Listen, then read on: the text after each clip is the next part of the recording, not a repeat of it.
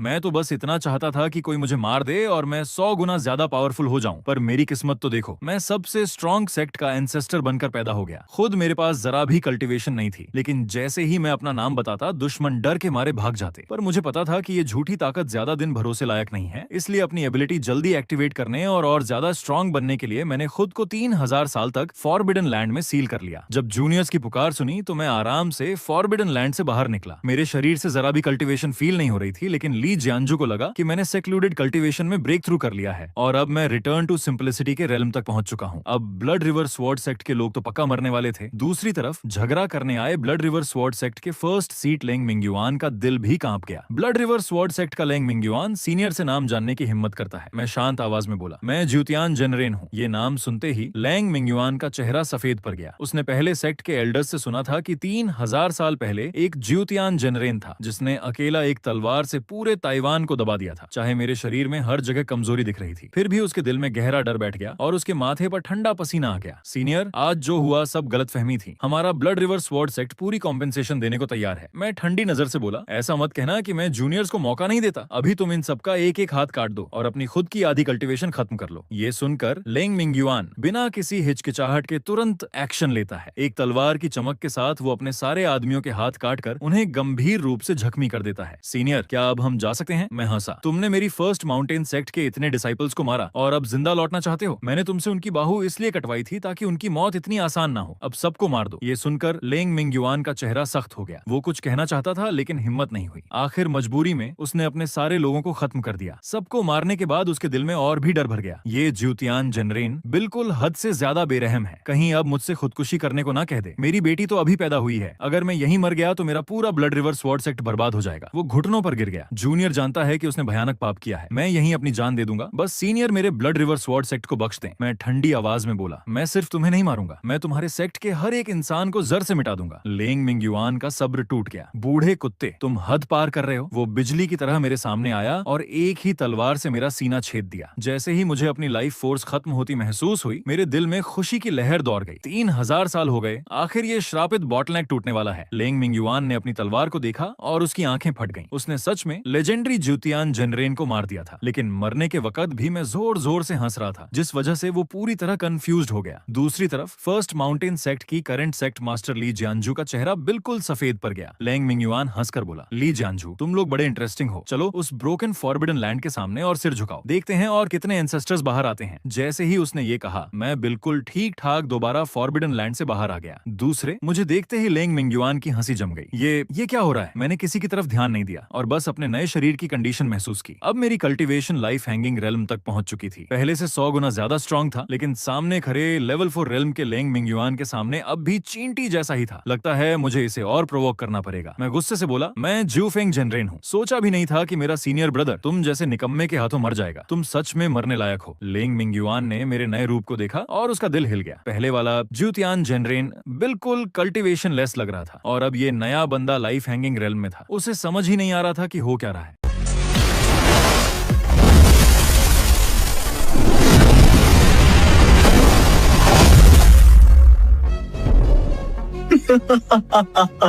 ली जियांजू, तुम्हारे एंसेस्टर्स किस मिट्टी के बने हैं? इतने आसानी से मर जाते हैं? लगता है फर्स्ट माउंटेन सेक्ट वाकई गिर चुका है। जो एंसेस्टर्स बुला रहे हो सब बेकार निकले। जब लेंग मिंगयुआन मुझे फिर से मारने ही वाला था, तब मेरी एक और बॉडी सामने आ गई। इस बार मेरी कल्टीवेशन दाओ पैलेस रेलम तक पहुंच चुकी थी। मैं गरजा, तुमने मेरे 2 जूनियर ब्रदर्स को मारा है। तुम्हारी मौत तय है। Great wildness heaven imprisoning finger. ये सुनकर लेंग मिंगयुआन ने तुरंत सेक्ट का सीक्रेट ट्रेजर निकालकर डिफेंस एक्टिवेट कर दिया, लेकिन कुछ सेकंड्स बाद भी कोई अटैक नहीं आया। उसने सोचा फिर एक फेक एंसेस्टर ब्लफ कर रहा है। मैं ठंडी हंसी के साथ बोला, मेरा great wildness heaven imprisoning finger एक स्पिरिचुअल अटैक है। तुम पहले ही हिट हो चुके हो, बस तुम्हें पता नहीं। ये सुनते ही लेंग मिंगयुआन घबरा गया और तुरंत अपना स्पिरिचुअल सी चेक करने लगा। उसी पल मैंने अपनी सारी स्पिरिचुअल पावर एक उंगली में जमा करके आगे पॉइंट किया और सीधा उसके कंधे को छेद दिया। जख्मी लेंग मिंगयुआन गुस्से से पागल हो गया। उसने लगातार कई एरोज चला दिए और सीधा मुझे मार डाला। फिर जल्दी से अपने घाव हील करने लगा। साथ ही उसने ट्रांसमिशन जेड एक्टिवेट करके ब्लड रिवर स्वॉर्ड मास्टर को मैसेज भेजा। फर्स्ट माउंटेन सेक्ट के अंदर एक मिस्टीरियस फॉरबिडन लैंड है। इस फॉरबिडन लैंड में और भी ज्यादा पावरफुल एंसेस्टर्स ना आ जाएं, इसलिए आपका आपका सबोर्डिनेट सजेस्ट करता है कि सेक्ट और एक्सपर्ट्स भेजे। मैसेज भेजने के बाद लेंग मिंग्युआन सीधा ली जियांजू को मारने के लिए बढ़ा। इतनी उलझन भरी मिशन ने उसका पेशेंस खत्म कर दिया था। उसके दिमाग में सिर्फ एक ही बात चल रही थी, जल्दी से मिशन खत्म करो और घर लौट जाओ। लेकिन उसके रिलैक्स्ड होने से पहले ही मेरी परछाई दोबारा उसके पीछे उभर आई। मैं ज्यूजुए जेनरेन हूँ। मैंने बात पूरी भी नहीं की थी कि एक जोरदार पाल्म स्ट्राइक सीधा लेंग मिंग्युआन के शरीर पर दे मारा और उसे 10 मीटर दूर उड़ा दिया। बूढ़े कुत्ते,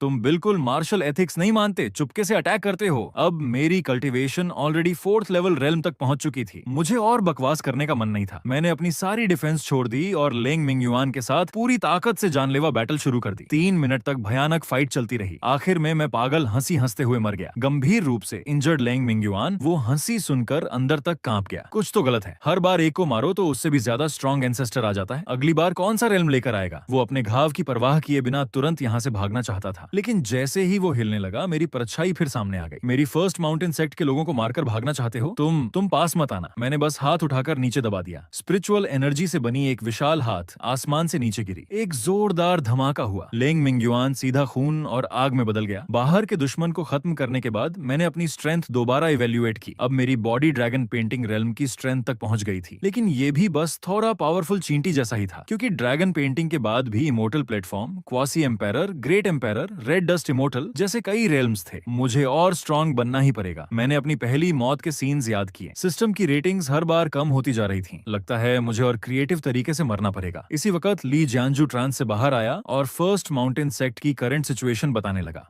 अब पूरी फर्स्ट माउंटेन सेक्ट में सिर्फ मैं ही बचा हूँ। सेक्ट का डिवाइन ट्रेजर हाउतियान मिरर बचाने के लिए ही मैं फॉरबिडन लैंड के गेट तक मदद मांगने आया था। ब्लड रिवर स्वॉर्ड सेक्ट का ancestor blood smoke master dragon painting 3rd layer में है। उनका मेन गोल हाउतियान मिरर पाना है। जब तक उन्हें वो नहीं मिलता, वो कभी पीछे नहीं हटेंगे। मैंने हाउतियान मिरर लेकर अपनी बाहों में रखा और सोचने लगा कि इस मौके को कैसे और ज्यादा ड्रामेटिक तरीके से मरने के लिए यूज करूं। इसी दौरान आसमान में एक विशाल फ्लाइंग शिप ने पूरे स्काई को ढक लिया और फर्स्ट माउंटेन सेक्ट की तरफ बढ़ने लगा। शिप के ऊपर ब्लड रिवर स्वॉर्ड सेक्ट का एंसेस्टर ब्लड स्मोक मास्टर खड़ा था। उसने लेंग मिंग्युआन का मैसेज पढ़ा और हल्का सा भौहें सिकोड़ी। फर्स्ट माउंटेन सेक्ट में अब भी एंसेस्टर्स जिंदा हैं, ये बात उसे हैरान कर रही थी। लेकिन उससे भी ज्यादा गुस्सा इस बात का था कि लेंग मिंग्युआन वहां मर गया। वो कोई आम डिसाइपल नहीं था। ब्लड स्मोक मास्टर ने उसे 100 सालों तक मेहनत से अपना रिप्लेसमेंट बॉडी बनाया था। जब उसकी लाइफ स्पैन खत्म होने वाली होती, तब वो उस बॉडी को पजेस कर लेता। लेकिन अब वो सीधा मर चुका था। ये सोचकर ब्लड स्मोक मास्टर की आंखें ठंडी हो गईं। उसने पास खड़े एल्डर से कहा, तुम्हारे जूनियर ब्रदर की मौत बहुत अफसोस की बात है। थोड़ी देर में जब मैं फर्स्ट माउंटेन सेक्ट के एंसेस्टर को मार दूंगा, तब तुम उसकी सारी लाइफ एसेंस अब्सॉर्ब कर लेना।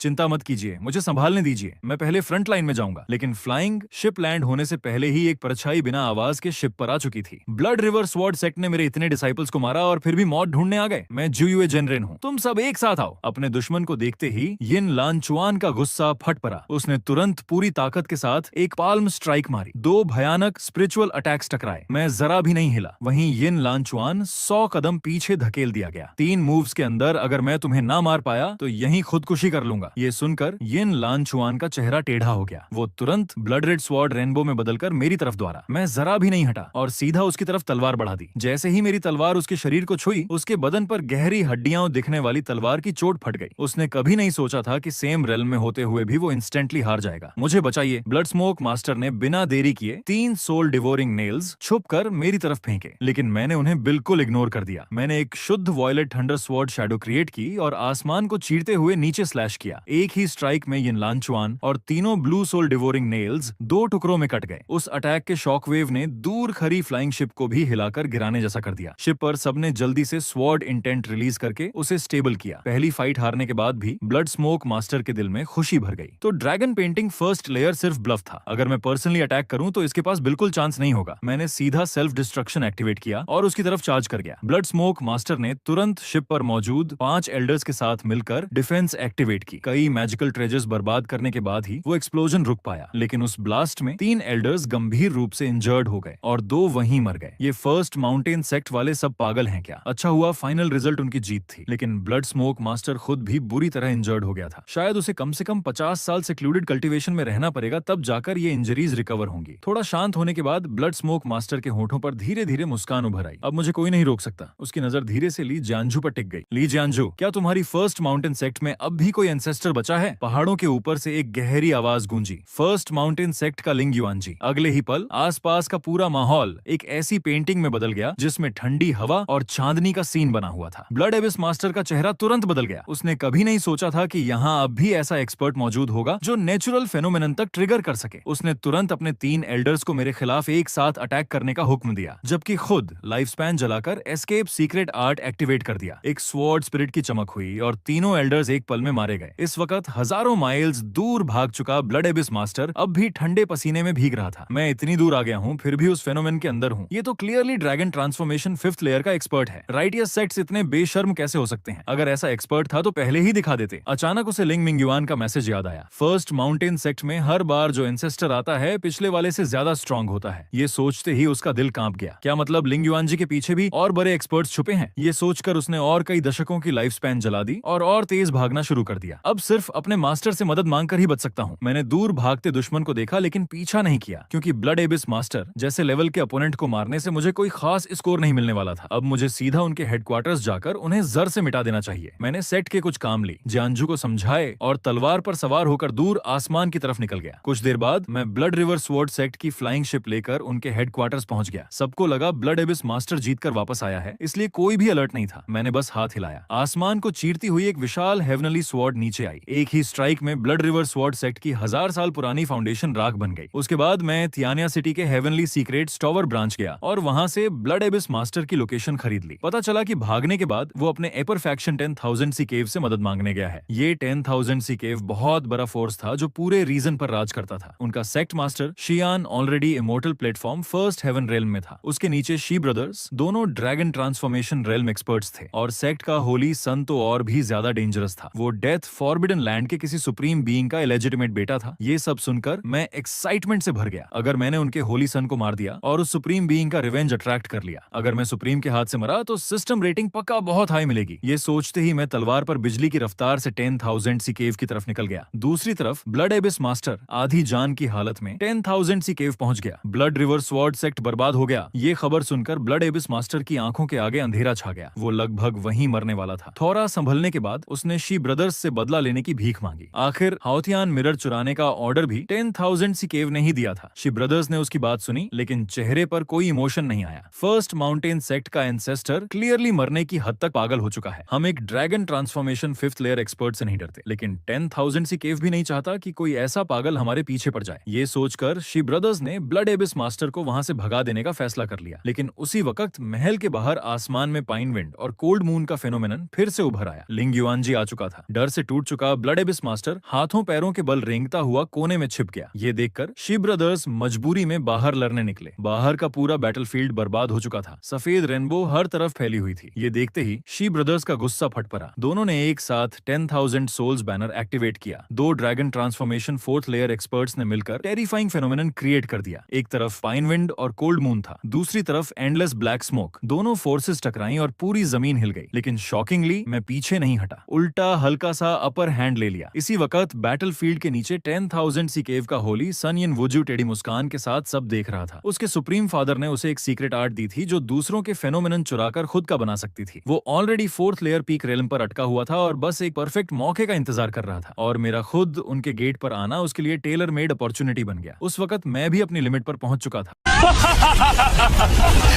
मैंने बिना झिझक सेल्फ डिस्ट्रक्शन एक्टिवेट कर दिया। पूरा फेनोमेनन तुरंत एंडलेस फ्लेम्स में बदल गया। ये देखकर शी ब्रदर्स ने जान बचाने के सारे मेथड्स एक्टिवेट कर दिए, लेकिन सिर्फ 4th रेल्म का यिन व्यूज्यू उस ब्लास्ट को नहीं झेल पाया। उसका शरीर सीधा टुकड़ों में उड़ गया। जब मशरूम क्लाउड धीरे धीरे खत्म हुआ तब क्लोज्ड कल्टीवेशन में बैठे सेक्ट मास्टर शियान भी जग गए। जब उन्होंने देखा कि उनका केयरफुली बिल्ट 10,000 सी केव पूरी तरह रुइंस बन चुका है तो उनका दिल टूट गया। सुप्रीम बीइंग का इलेजिटिमेट बेटा भी मर गया। मैं इस बात का जवाब कैसे दूंगा? सबसे बुरी बात यह थी कि इतना बड़ा डिजास्टर क्रिएट करने वाला दुश्मन खुद सेल्फ डिस्ट्रक्ट कर चुका था, और सारी मुसीबत लाने वाला ब्लड एबिस मास्टर तो बैटल शुरू होने से पहले ही भाग गया था। गुस्से से पागल शियान ने रुइंस में से मेरी बॉडी निकाली। मैं तुम्हारी लाश के टुकड़े टुकड़े कर दूंगा। लेकिन उसी वक्त उसने मेरी मौत से पहले वाली मुस्कान देख ली। तुम मरते वक्त हंस क्यों रहे थे? दूसरी तरफ मैं फिर फॉरबिडन लैंड से बाहर निकला। इस बार सिस्टम ने मेरी डेथ को A रैंक स्कोर दिया था और मेरी स्ट्रेंथ सीधा ड्रैगन ट्रांसफॉर्मेशन 8th लेयर तक पहुंच गई। नए एंसेस्टर को देखकर ली जियांजू को समझ समझ ही नहीं आया कि उसे खुश होना चाहिए या उदास। अगर उसका अंदाजा सही था तो लिंगयुआनजी एंसेस्टर शायद पहले ही गिर चुके थे। मेरी अगली बात ने उसके अंदाजे को कंफर्म कर दिया। उसके बाद मैं और वो मिलकर पहले वाले अपने ही वर्जन्स की श्रद्धांजलि देने गए। खुद को ही श्रद्धांजलि देना बहुत अजीब एहसास था। उसके बाद मैंने डिसाइड किया कि मुझे दोबारा 10,000 सी केव जाना चाहिए। दुश्मन के हमारे सेक्ट पर अटैक करने का वेट करने से बेटर था कि उनकी कमजोरी का फायदा उठाकर उन्हें खत्म कर दिया जाए। एंसेस्टर, क्या आप वापस आएंगे? मैंने पीछे मुड़कर नहीं देखा, बस हाथ हिलाया। मैं लौटूंगा, ये कहकर मैंने एक कदम आगे बढ़ाया और गायब हो गया। इसी दौरान तियानिया सिटी में 10,000 सी केव के टूटने की खबर पूरे रीजन में फैल गई थी। शहर में कई फ्री कल्टीवेटर्स आ चुके थे जो लूट और अपॉर्चुनिटीज लेने आए थे। कुछ ही देर में 10,000 सी केव के अंदर हर जगह बैटल्स होने लगी। शी ब्रदर्स बहुत गुस्से में थे लेकिन कुछ कर नहीं सकते थे। पिछली बैटल में वो बुरी तरह इंजर्ड हो चुके थे और सेक्ट मास्टर भी अपने वुंड्स हील करने के लिए दोबारा सेक्लूडेड कल्टीवेशन में चला गया था। करंट सिचुएशन को संभालने के लिए उन्होंने सेक्ट फॉरबिडन लैंड में सील्ड मॉन्स्टर को रिलीज करने का प्लान बनाया, लेकिन सील खुलने से पहले ही मैं 10,000 सी केव के अंदर घुस गया। मेरे हाथों में विंड और थंडर की पावर चमक रही थी। ड्रैगन ट्रांसफॉर्मेशन, एथ हेवन की कल्टीवेशन पूरी तरह फूट पड़ी और एक के बाद एक टेरिफाइंग फेनोमेनन अटैक्स सीधा शियान के सेक्लूडेड कल्टीवेशन एरिया पर बरसने लगे। मुझे अटैक करता देख जो फ्री कल्टीवेटर्स पहले सिर्फ देख रहे थे वो भी तुरंत बैटल में कूद पड़े। सबको डर था कि अगर देर हुई तो अपॉर्चुनिटीज और ट्रेजर्स कोई और लूट लेगा। शी ब्रदर्स और एल्डर्स ने पूरी जान लगाकर डिफेंस मेंटेन करने की कोशिश की, लेकिन जल्दी में बनाया गया सेक्ट प्रोटेक्शन फॉर्मेशन पल भर में टूट गया। शियान का सेक्लूडेड कल्टीवेशन एरिया भी एक्सप्लोजन से गिर गया। तभी शियान ने अचानक आंखें खोली। इमोर्टल प्लेटफॉर्म रेल्म एक्सपर्ट की टेरिफाइंग ऑरा फूट पड़ी। एक गहरी स्पिरिचुअल एनर्जी मेरी विंड थंडर फेनोमेनन से टकराई और 10,000 सी केव को उस डेवास्टेटिंग अटैक से बचा लिया। लेकिन हीलिंग के बीच में डिस्टर्ब होने की वजह से शियान की इंजरीज और सीरियस हो गई। उसकी कल्टीवेशन धीरे धीरे ड्रैगन ट्रांसफॉर्मेशन पीक की तरफ गिरने लगी। ये देखकर मेरे दिल में खुशी भर गई। मैंने दोबारा एक और विंड थंडर अटैक चला दिया। इस बार मुश्किल से अटैक रोकने के बाद शियान पूरी तरह टूट गया। वो कुछ कदम पीछे हटा और एक घुटने पर गिर गया। मैंने तुरंत चिल्लाकर कहा, इस डेविल को मैं रोकता हूँ। तुम लोग अगर 10,000 सी केव के ट्रेजर्स चाहते हो तो अभी जाकर लूट लो, डेमंस को खत्म करो। एक के बाद एक चीखों के साथ अनेक फ्री कल्टीवेटर्स एक साथ टूट पड़े। इसी वक्त 10,000 सी केव के अंदर दो और फिगर्स दिखाई दिए। ये नाइन नीदर अलायंस के एल्डर्स थे जो सिचुएशन चेक करने आए थे। हालांकि नाइन नीदर अलायंस 10,000 सी केव का अपर सेक्ट था, लेकिन वो लोग बचाने नहीं आए थे। उनका प्लान यूजफुल ट्रेजर्स लूट कर ले जाना था। उन्होंने डिवाइन सेंस फैलाया और जल्दी ही देख लिया कि शी ब्रदर्स एक फॉरबिडन एरिया में छुपे हुए पुरानी सील खोल रहे हैं। जैसे ही सील खुली एक ऐसी ब्लैक फॉग बाहर निकली जिसे देखकर ही रूह कांप जाए। पल भर में आसपास के सारे कल्टीवेटर्स मर गए। शी ब्रदर्स भी उस मॉन्स्टर की सैक्रिफाइस बन गए। दूसरी तरफ आसमान में मैं अपनी जान दांव पर लगाकर शियान पर अटैक करता रहा। आखिर एक टेरिफाइंग विंड थंडर स्ट्राइक ने उसे सीधा जमीन में गाड़ दिया। इमोर्टल प्लेटफॉर्म रेल्म एक्सपर्ट की ऑरा ने तुरंत ब्लैक फॉग का अटेंशन खींच लिया। जब शियान ने मुड़कर ब्लैक फॉग को देखा तब तक बहुत देर हो चुकी थी। गंभीर रूप से इंजर्ड होने की वजह से वो ब्लैक फॉग का रेजिस्टेंस नहीं कर पाया। अगली ही सेकंड वो स्ट्रेंज ब्लैक फॉग उसके शरीर के अंदर घुस गई। लिंगदाओजी, ये मत समझना कि तुम जीत गए हो। 10,000 सी केव के ऊपर अब भी 9 नीदर अलायंस है। तुम और मैं दोनों बस चींटियां हैं। ये कहकर जमीन के नीचे से बहुत सारी ब्लैक स्मोक फूट निकली। कई फ्री कल्टीवेटर्स जो भाग नहीं पाए तुरंत उस ब्लैक फॉग का शिकार हो गए। बस थोड़ी सी ब्लैक फॉग टच होते ही लोग वहीं मर रहे थे। कुछ ही पल में पूरी जमीन चीखों और लाशों से भर गई। बूढ़े आदमी, तुम बहुत थक चुके लगते हो, मेरे सामने झुक जाओ, मैं तुम्हें एंडलेस लाइफ स्पैन दे सकता हूँ। मैंने इस नए एनिमी को देखा और मेरे दिल में एक्साइटमेंट भर गई, क्योंकि मुझे महसूस हुआ कि जो पावर मुझे इनफाइनाइट रिवाइवल देती है वो इन डेमंस के बिल्कुल अपोजिट नेचर की है। अगर मैं इन डेमंस को मार दूं तो सिस्टम रेटिंग पक्का बहुत हाई मिलेगी। ये सोचकर मेरी आंखें चमक उठी। मैंने मुस्कुराकर कहा, एंडलेस लाइफ स्पैन में मेरी कोई इंटरेस्ट नहीं। ये कहकर मैंने दोबारा विंड और थंडर गैदर की और अकेला ही ब्लैक फॉग से घिरे डेमन की तरफ चार्ज कर गया। नीचे भाग रहे फ्री कल्टीवेटर्स ये सीन देखकर रुक गए। फर्स्ट माउंटेन सेक्ट के एंसेस्टर लिंगदाओस जी, तुम्हारा एहसान हम कभी नहीं भूलेंगे। ह्यूमन और डेमंस एक साथ कभी नहीं रह सकते। लिंगदाओस जी आज सच में ह्यूमैनिटी का हीरो है। आज से मैं फर्स्ट माउंटेन सेक्ट का डिसाइपल हूँ। फर्स्ट माउंटेन सेक्ट का दुश्मन मेरा दुश्मन है। चाहे 9 नीदर अलायंस को ऑफेंड करना पड़े, हमें कोई परवाह नहीं।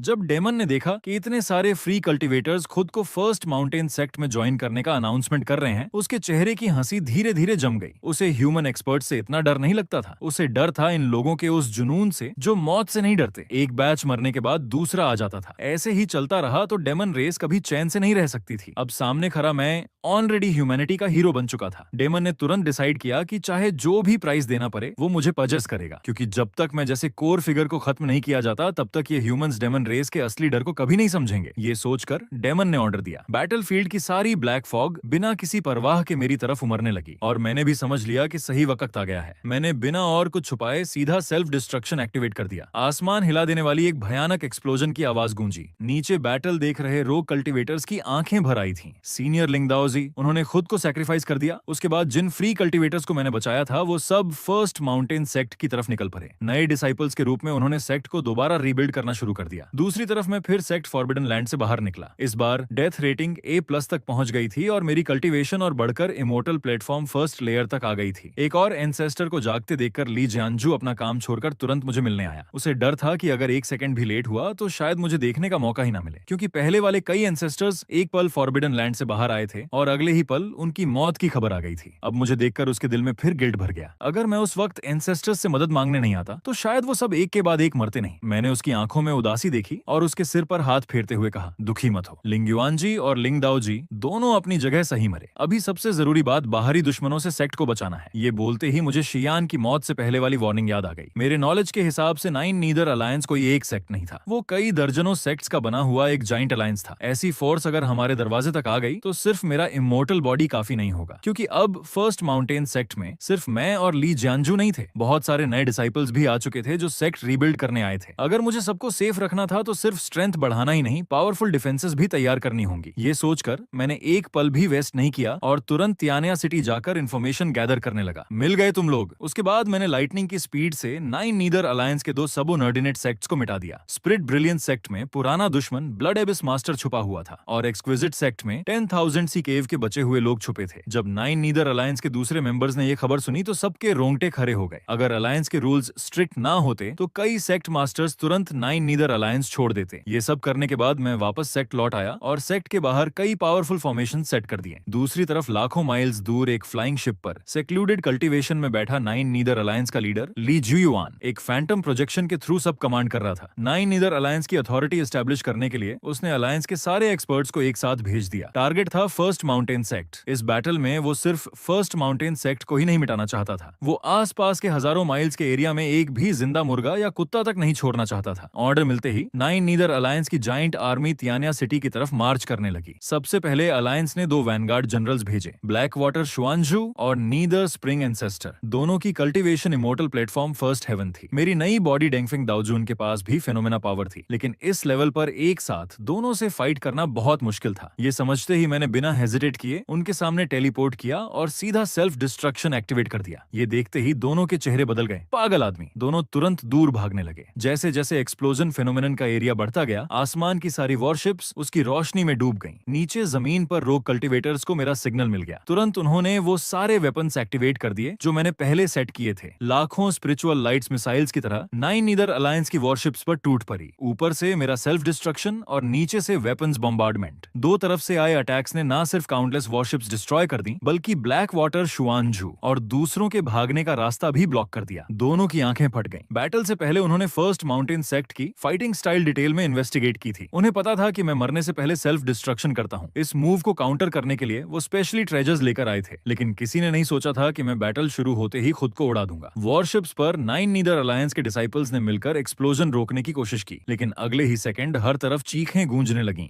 दोनों वैनगार्ड एंसेस्टर्स बुरी तरह इंजर्ड हो गए। 3000 वॉरशिप्स में से सिर्फ 100 से भी कम बची। एक्सप्लोजन खत्म होने के बाद नीदर स्प्रिंग एंसेस्टर और ब्लैक वाटर शुआनजू गुस्से से दांत पीसने लगे। ये बैटल जीतकर भी वो इतनी बुरी हालत में पहुंच गए थे। उसके बाद दोनों अपने इंजर्ड बॉडीज घसीटते हुए फर्स्ट माउंटेन सेक्ट के अंदर उतरे। अगर उस बूढ़े मॉन्स्टर को नहीं मार सकते तो तुम जैसे चींटियों को ही सैक्रिफाइस बना देते हैं। अभी अभी ड्रैगन ट्रांसफॉर्मेशन रेल में एंटर हुआ ली जियांजू उनके सामने खड़ा हो गया। वो फॉरबिडन लैंड के लिए बस कुछ सेकंड्स खरीदना चाहता था, क्योंकि उसे पता था कि अगर सब नॉर्मल रहा तो एक नया एंसेस्टर फिर जागने वाला है। जैसे ही ये थॉट उसके दिमाग में आया, फॉरबिडन लैंड के अंदर से एक इनविजिबल प्रेशर फूट निकला। मैं फॉरबिडन लैंड से बाहर निकला और अपनी बॉडी के चेंजेस फील करने लगा। क्योंकि इस बार मैंने सेल्फ डिस्ट्रक्शन बहुत कैजुअली किया था, इसलिए डेथ रेटिंग सिर्फ B+ मिली थी। कल्टीवेशन भी बस थोड़ी सी ही बड़ी थी, लेकिन फिर भी नीदर स्प्रिंग एंसेस्टर और दूसरे लोग कांप गए। पहले वो सिर्फ सुनते आए थे कि फर्स्ट माउंटेन सेक्ट के एंसेस्टर्स कभी खत्म नहीं होते। आज उन्होंने खुद अपनी आंखों से देख लिया। जब मैंने अपना नाम शुआनदेंगजी बताया, दोनों के दिल डूब गए। फर्स्ट माउंटेन सेक्ट की जनरेशंस के हिसाब से देखा जाए तो मेरे सामने वाला रैंक डेंगफेंग दाओजुन से भी ऊपर था। अगर डायरेक्टली फाइट हुई तो जीतने का चांस बहुत कम था। ये समझकर नीदर स्प्रिंग एंसेस्टर ने एक रिस्पेक्टफुल सैल्यूट दिया और मुस्कुराकर बोला, समझदार आदमी वक्त पे सही डिसीजन लेता है। अगर आप 9 नीदर अलायंस ज्वाइन कर लें तो अलायंस आपको 1000 ईयर लाइफ स्पैन फ्रूट्स देगा। आपकी लाइफ स्पैन बढ़ जाएगी। आगे चलकर आप ग्रेट कल्टीवेटर बन सकते हैं, सेंट रेल्म क्रॉस कर सकते हैं, शायद क्वासी एम्पायर तक भी पहुंच जाए। उसकी बात सुनकर मैंने कोई जवाब नहीं दिया। मैंने सीधा फॉरबिडन अल्टीमेट टेक्निक रिलीज कर दी, बुद्धा लाइट इल्यूमिनेट्स ऑनल। दोनों लोग अपने लाइफ सेविंग ट्रेजर्स निकाल भी नहीं पाए थे कि उनकी ऑलरेडी इंजर्ड बॉडीज उस टेरिफाइंग होली लाइट में जलकर कोयला बन गई। आसपास कोई और एनिमी ना देखकर मैंने शांत होकर ब्रीदिंग रेगुलेट की और रिफाइनिंग शुरू कर दी। जब से मैं फर्स्ट माउंटेन सेक्ट का बदला लेने के लिए माउंटेन से बाहर निकला था, तब से मैंने हजारों नहीं बल्कि लाखों एनिमीज मार दिए थे। ऐसे ही उनकी सोल्स वेस्ट हो जाना बहुत अफसोस की बात थी। अच्छा हुआ कि मेरी इस बार की नई बॉडी शुआनदेंगजी आर्टिफैक्ट्स रिफाइन करने में सबसे स्किल्ड थी। इसलिए मैंने डिसाइड किया कि फर्स्ट माउंटेन सेक्ट के लिए एक डिवाइन ट्रेजर बनाया जाए। सबके सामने एक काले धुएं से घिरी फ्लैग मेरे हाथों में धीरे धीरे शेप लेने लगी। आखिर में मैंने ब्लैक वाटर शुआनजू और नीदर स्प्रिंग एंसेस्टर की सोल्स भी उसमें डाल दी। एक दर्दनाक चीख गूंज उठी। इसका नाम होगा ह्यूमन एम्पायर फ्लैग। दूसरी तरफ 9 नीदर अलायंस की मेन वॉरशिप पर जब अलायंस लीडर ली जियू को पता चला कि दोनों वैनगार्ड मर चुके हैं, उसका चेहरा बदल गया। एक छोटा सा माउंटेन सेक्ट इतना ट्रबलसम कैसे हो सकता है? उसने तुरंत और मैन पावर भेजी। शुआनजी मैडम और तियानजू मैडम को ऑर्डर दिया गया कि वो 10 नए इमोर्टल प्लेटफॉर्म एल्डर्स के साथ बैटल ज्वाइन करें। इधर रिफाइनिंग खत्म करने के बाद मैंने थोड़ी देर रेस्ट की और ह्यूमन एम्पायर फ्लैग लेकर आसमान में पहुंच गया। तब तक शुआनजी मैडम और तियानजू मैडम भी बैटलफील्ड में आ चुकी थी। उन्होंने मेरी कल्टीवेशन देखी, जो सिर्फ immortal platform first heaven initial stage थी। दोनों ने एक दूसरे की तरफ देखा। वो बहुत कंफ्यूज्ड थी। ब्लैक वाटर और नीडर स्प्रिंग दोनों इमोर्टल प्लेटफॉर्म बेसीमॉड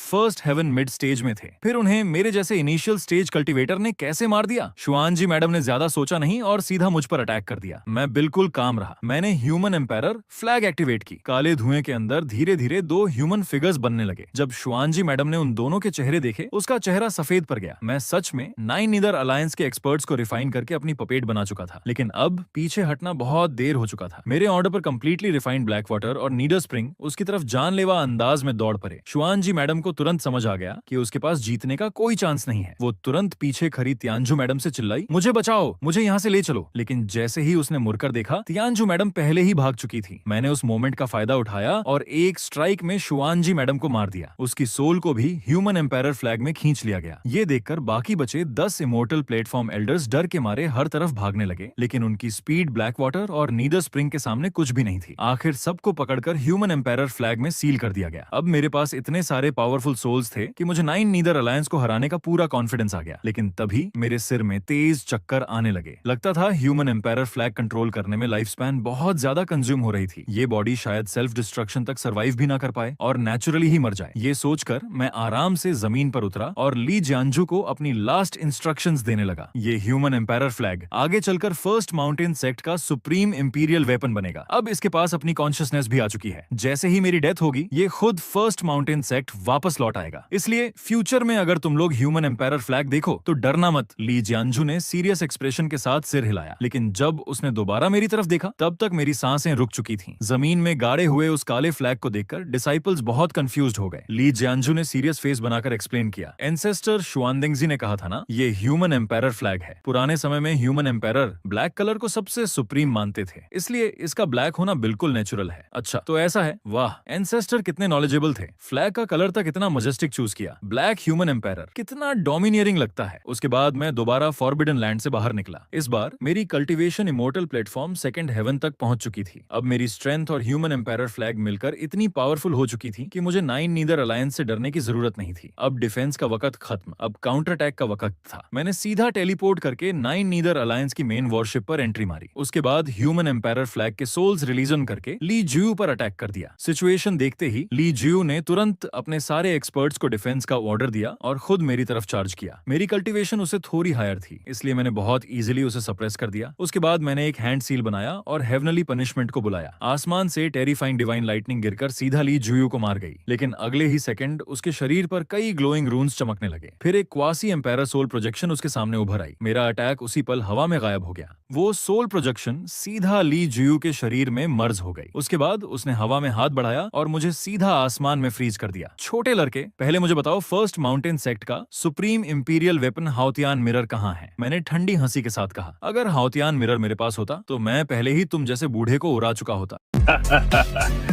मेरी बात सुनकर क्वासी एम्पायरर जोर से हंस पड़ा। बहुत सालों बाद किसी ने मुझसे इस तरह बात करने की हिम्मत की है। तुम पहले इंसान हो। मैंने मुस्कुराकर जवाब दिया, चिंता मत करो, आगे और भी बहुत मिलेंगे। मेरे चेहरे पर एक खुलकर हंसी उभर आई और मैंने सीधा सेल्फ डिस्ट्रक्शन एक्टिवेट कर दिया। लेकिन क्वासी एम्पायरर के डोमेन के अंदर मेरा सेल्फ डिस्ट्रक्शन जरा सी डिस्टर्बेंस भी नहीं ला पाया। ये चींटी सच नहीं बताना चाहती तो फिर मैं खुद सर्च कर लेता हूँ। उसने तुरंत एक terrifying divine sense first mountain sect की तरफ भेजी, लेकिन अगले ही सेकंड क्वासी एम्पायरर खुद स्टंड रह गया। ये क्या? फॉरबिडन लैंड के अंदर अचानक एक और इंसान कैसे आ गया? दूसरी तरफ मैं फिर फॉरबिडन लैंड से बाहर निकला। इस बार क्वासी एम्पायरर के हाथों मरने की वजह से मुझे एस ग्रेड रेटिंग मिली थी। मेरी cultivation directly grade power 6th layer तक पहुंच गई। हालांकि ये स्ट्रेंथ अब भी क्वासी एम्पायरर के सामने कुछ नहीं थी, लेकिन अगर मैं लगातार मरता रहा तो एक दिन जरूर क्वासी एम्पायरर से भी स्ट्रांग बन जाऊंगा। ये सोचकर मैंने जोर से चीख मारी और ह्यूमन एम्पायरर फ्लैग लहराते हुए सीधा आसमान की तरफ क्वासी एम्पायरर सोल प्रोजेक्शन पर चार्ज कर दिया। लेकिन